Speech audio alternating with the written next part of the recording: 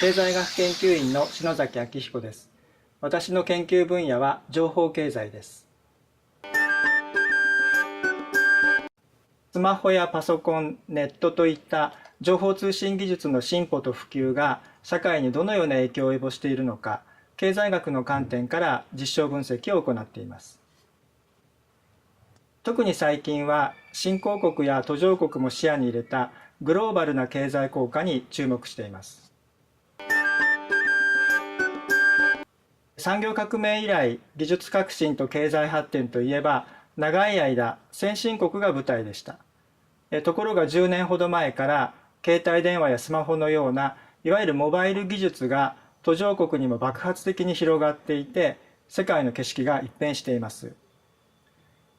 それを端的に示しているのが、識字率と技術の普及の関係です。電話の発明から100年以上経過して、ようやく1990年代後半に携帯電話やネットが世界で普及し始めましたけれども、当時はまだ識字率の高い豊かな国に偏っていました。ところが2000年代半ばからは識字率の低い発展途上国でも一気に固定電話を抜いて、わずか10年で怒涛のように普及しています。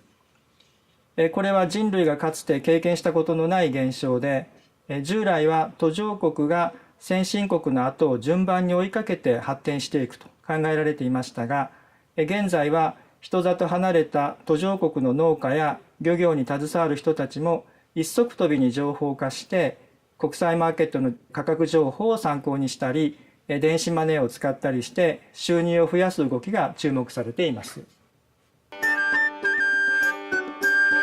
こうした大きな変化は最近のことで、以前は情報化で最先端を走るアメリカ経済がニューエコノミーと注目されていました。私が研究を始めたのもちょうどその頃で、アメリカで調査の仕事をしていた時のことです。実は私は大学卒業後、そのまますぐに研究者の道を歩んだのではなく、日本開発銀行というところで15年間働いていました。で、企業の審査業務のほかに、経済企画庁で日本経済の分析などに携わった後、ニューヨークの駐在員としてアメリカ経済の調査を始め、それがきっかけとなったんです。旧大で学者の道に進んだ後は、ハーバード大学の研究所でさらに本格的にこの研究に取り組み、帰国後は学会だけではなく産業界、政府機関、シンクタンクなど領域を超えた交流を続けてきました。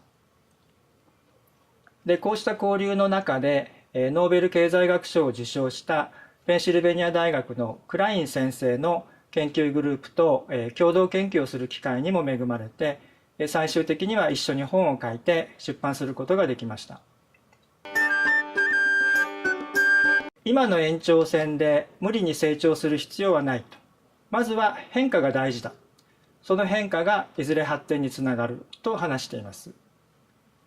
若い時は新しいことをどんどん吸収できますから、研究室ではむしろ私に教えてほしいと、私も共に学びたいという気持ちでいます。